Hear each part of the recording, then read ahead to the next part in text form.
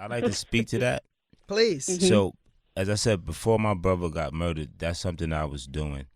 I was released from prison in 2008, and I had decided to make decisions differently in my life.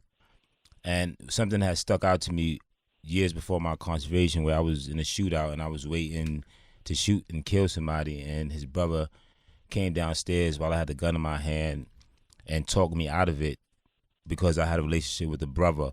I didn't change my life at that time, but later on when I did, I remembered the effect of that conversation. So I came home and I formed my organization, which is G.M.A.C.C. Incorporated, which stands for Gangsters Making Astronomical Community Changes. I love that.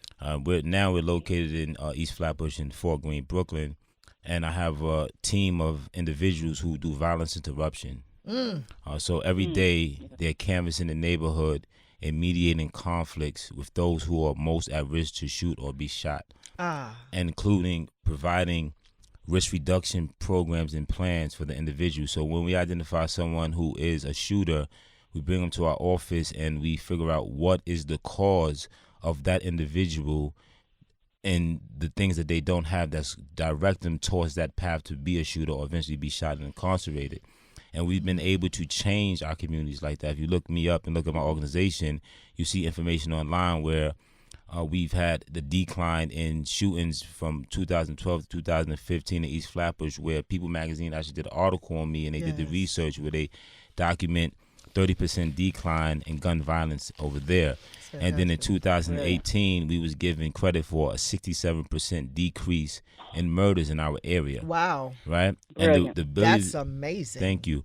And me being on the forefront, being affiliated, being a blood, and now saying, okay, we're not going to do this, and using my reputation, my history of past violence to now say, hey, if I can make this change, you can. And the problem in our communities is when we talk about legislation, we can keep trying to fight the laws and legislation. But like you said, Doctor, the individuals don't have the training. They don't even have the licenses, but they have the guns. Right. So we can't stop that by the legislation. We have to stop it by changing the mindset. That's it. Right? Showing them a different way, getting in front of the trigger, having places for them to be able to talk. So my office is a place of mediation. Yes. Right? So if there's a conflict in your neighborhood and you're part of this gang, this clique, this crew, where do you talk about it at? That's right. Right? You're not going to meet the other clique on the corner. Everybody got guns. You're going to have an individual there who's going to be the instigator, F this, F no, right? But if you find a safe space, so my office is safe spaces that we bring different groups. It might be 1 or 2, 5 to 10 together once we get the details and figure out how we can mediate those conflicts. And this is something that we have to have happen to bring down the continuance of the shootings in our neighborhood. And then go ahead. With me, I think where we're from is common that a lot of males have been shot. I don't know if they really deal with the mental part of it, but to them it's just like, I got shot before. But for women, it's very emotional for us, and we can't talk to a man about it. I can't talk to my spouse about how I feel and how my legs look different and how my scar. He doesn't understand. He's been shot maybe like 3 times himself, so he's not gonna and he never talks about it. I just saw one day, I'm like, that's a scar, and he's just like, yeah. So I think with me starting her story with the help of Shanduke, it's for women to be able to talk and to be able to be heard. And I have a woman that got shot that's paralyzed from the neck down. She has a 5-month-old baby, and she has to move the wheelchair back and forth to rock her baby. I have a girl in Philly that's missing an eye.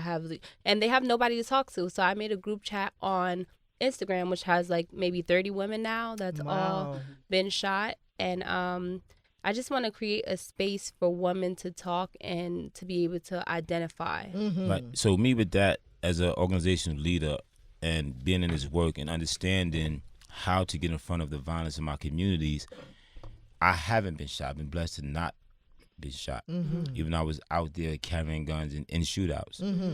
And I was, like I said, I changed my life before that just because I wanted something different. So it wasn't because my brother got murdered. So when my brother got murdered, it changed everything for me also. Because then I began to understand trauma differently. Yes. Including the mothers who lives in the neighborhoods. Yes. And their son was murdered and they never got a conviction and they can't move because they brown and black and they don't have no money and they got to walk down the same block and they believe that group right there, somebody in there killed my son. Yes. And I get no help. right? So when I met Can't Maggie, grieve. I was already understanding that type of trauma. So to now know what I feel like, right? And it's my little brother, 5 years younger than me, pretty much raised him with no father. Like I was saying earlier, been through foster care. My mother had five kids, 2 sets of twins. Wow. All of us except my little brother went through foster care. I've been through 2 foster homes. My sisters were abused in foster homes. So I've never seen a picture of my father. So all of these things led up to the path that I lived. Sure. So to have a brother who I try to keep away from that, be taken like that, and I was doing this work, was one, I felt kind of like a failure. Like, how could I have not protected him?